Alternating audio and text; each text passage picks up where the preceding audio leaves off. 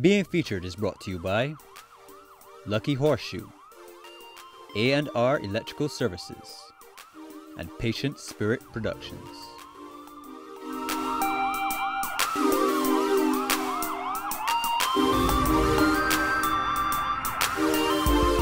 My guest being featured today is a designer, stylist, and a tailor, and he is the founder of the big brand Evolve. His name is Raj Paul. Raj, welcome to the show, man. Thank you, man.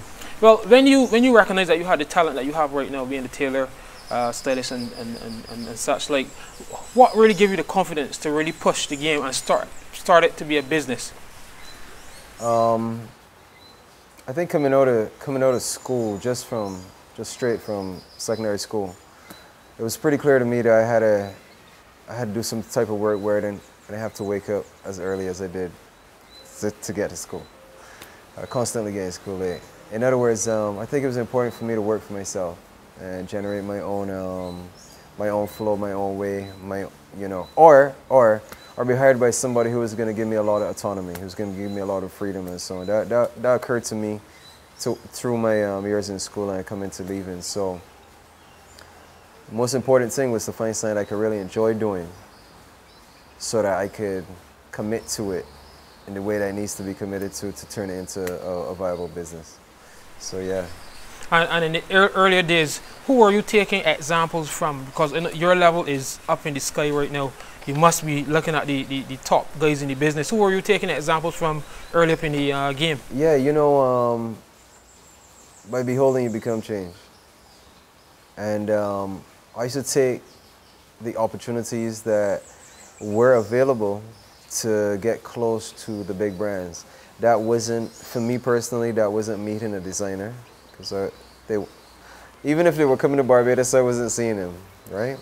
That wasn't being at a big show in New York or being in LA or being in London and, being up close and personal. But that was being in the retail store. That was also being in a magazine, meaning paying attention to what I was finding in the magazines, But being in a retail store, to me, was the best thing. Next best thing to meeting somebody directly, because you get to see a person's work, or you get to see what's supposed to represent them. So what's better than that? You know what I'm saying? You can't meet them, but you can see their work. So I used to check the work out, like the Ralph Lauren stuff down in, Cape Shepherd, check out the Tommy, check out the Calvin Klein, look at how the stuff was made and how it was presented and how it felt, and why was it that it was more attractive than something else? You know what I mean? What was it that was standing out? Was it just branding and brainwashing, or was the garment somehow more beautiful or more perfectly tailored, or, you know what I mean?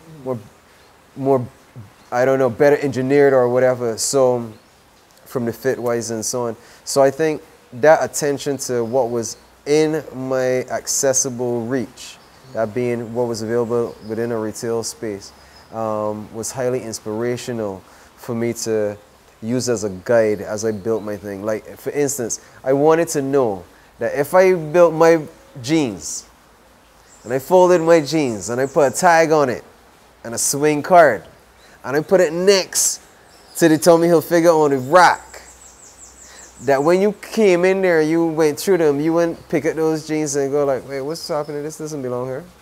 You wouldn't do that. You just like normal. Oh, yeah, I like it or I don't like it. I'd pick up saying I like it or I don't like it. Accept it, because it shared those same characteristics. That was my driving, driving idea, driving force behind it. So yeah, straight up. It's interesting that you say that, because there's some people that me and you may know that your material up there with the international guys, the same Tommy, same Ralph, but if they're going to a fete, if they're going to a party, at the end of the day, there is Raj Paul, there is Tommy. That guy is gonna always pick the Tommy or the other big brand. Why do you think that would happen?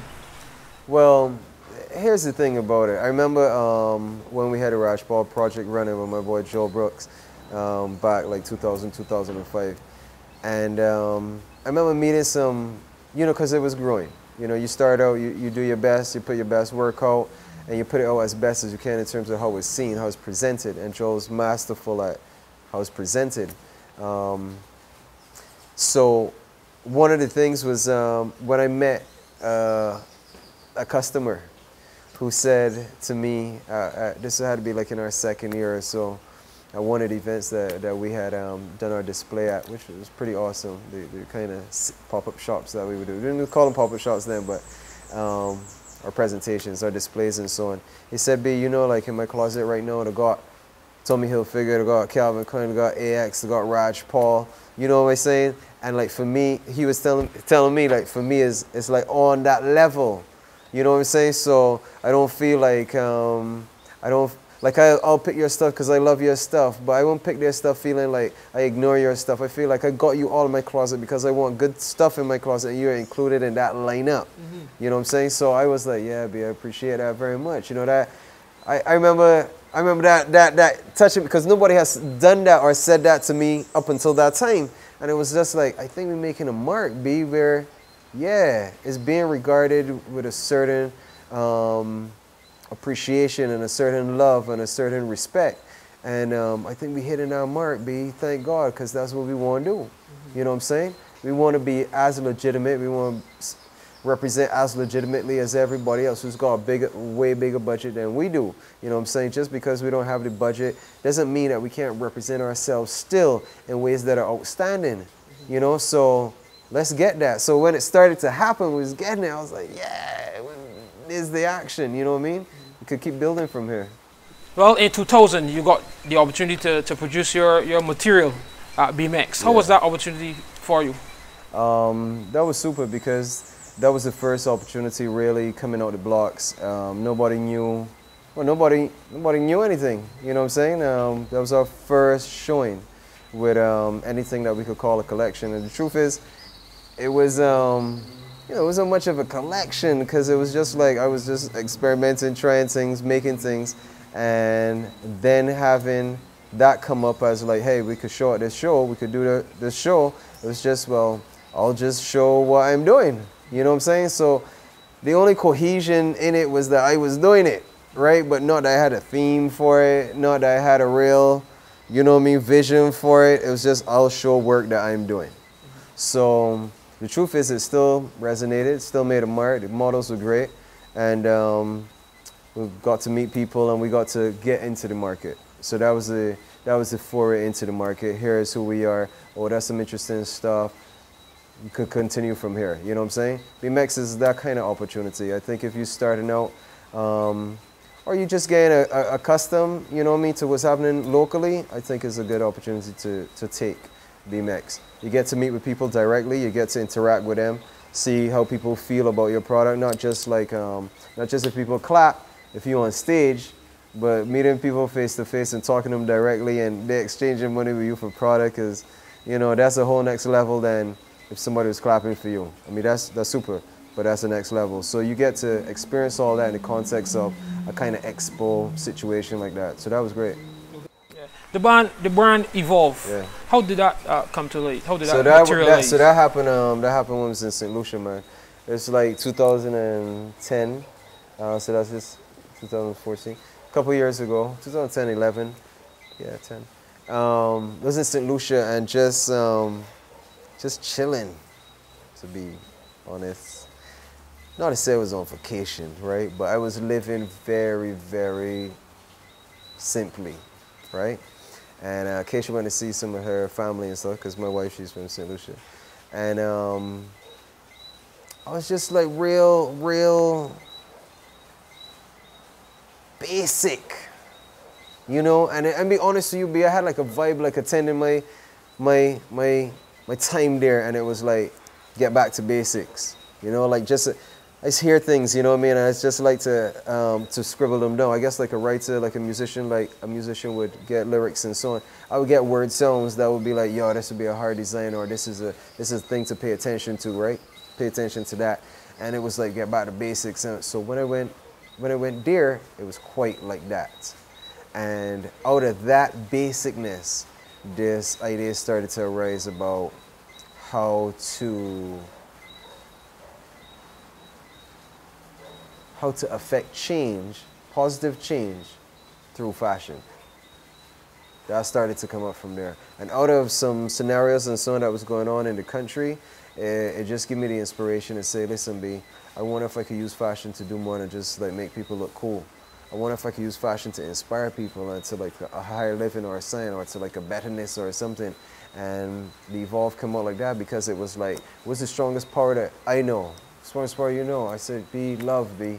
Love is it. I don't care what anybody says. Love is the strongest force there is, B. So I was like, how do I get that to the streets in a cool way? I started playing with it. That's why the style of the brand is this wordplay style with letters twist wrong and it's treated like almost kiddie-like, right? But at the same time, because of the geometry associated with it, it's beautiful. So there's a structuredness about it, simplicity about it, beauty about it, and then all that positivity. I was just like, yeah, man, flip that love around. You got EVOL, flip that EV to the end. You got EVOLVE. Evolve, love into evolve. Love is how we evolve. I think that's a message right there. That's it right there. That's how it happened, man. And how was the feedback coming? You know what was weird, B? When I was in St. Lucia, I had wanted to release it, of course, because I'm right here. I just got the ideas. I can't wait to see what this t-shirt gonna look like and wear one, right? And then see what the market feels about it and sing, right? So I'm trying to do it. So I talked to the printer. I found a great printer and I asked him, you know, how you like the designs and thing? And the man was like, man, these are cool, man, but I don't think these are gonna sell here. You know, he's like, these are too, you know, he was like, I think these might do good in Europe. You know, he was like, these too much levels. You know, it looks simple, but it isn't. I don't know, man. It's too much to think about. Like that is so. I was like, well, for real? And I was like, yeah, but people just want things, just saying things straight, just slogans there. You know what I mean? Just rocks. That's what it is. And this is not like that. This is suggestive. Makes you engage to figure it out, a little puzzle type thing. Some of them are, most of them are, and then you get it. So this is not just see it, read it, and you got it. Oh, great joke, which is cool, but it's not that. He was like, nah, I don't think this is gonna work here. I was like, shh, what?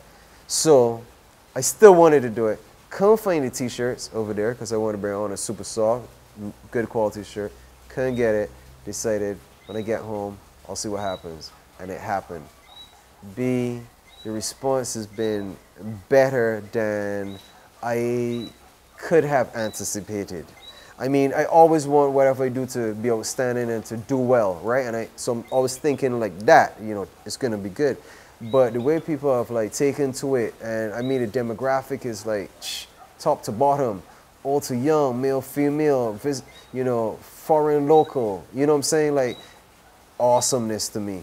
The first time that we showed it here was at an event called Forward Fest that was down in Folkestone, and that's in conjunction with the Belarus Research Institute. So they gave me the opportunity to first come out. I remember a dude came across there, so he was from Spike Stone. I think he was from Spike Stone, if I'm mistaken. I don't want to misquote him. Dude's name was Dirty. Nickname was Dirty. And the man was like, dude, and that was the Forward that we had out there. It started with the Forward. That was the first design coming forward. And he was like, hey man, let's travel, you know what I mean? Like I've been to Paris and thing, you know, I've been to Rome, B. I never seen nothing like this tough, B. This reverse letters and this form that you holding and saying, B, this hard, B, you gonna do good. And that was the first show, and this was just a regular dude, just like hype. I was like, wow. Good stuff. Let me do this thing here. So, and from then, to me, it's been consistent. And I don't know if I answered all your questions, but like Facebook has been like a super platform to share it with a vast variety of people, and also to get their feedback and feelings on designs. So I don't just put stuff that's out. I put stuff that I'm testing to things I'm thinking about, like, yo, what you think? Hit me, you know what I mean? Some people tell me don't do that, you know. Right, you should be asking the boy what you think says. So boy, got people that ain't even know them what design telling you what to do. I said, in that person, whether they know about design or not, is possibly a consumer, possibly somebody who might be interested in having one. Their feedback is valued something. Even if they're not a designer, they can still tell you from a non-designer perspective how it hit them. Don't I need to know that? Right, so Yeah, man. But it's just been growing great in Barbados as far as the love and attention for it. As far as the consistency, I mean, that's the biggest issue. Ladies and gentlemen, that was Rhaj Paul, the founder of the big brand Evolve. Rhaj, thanks for being here, man. Thank you, Joe. Respect.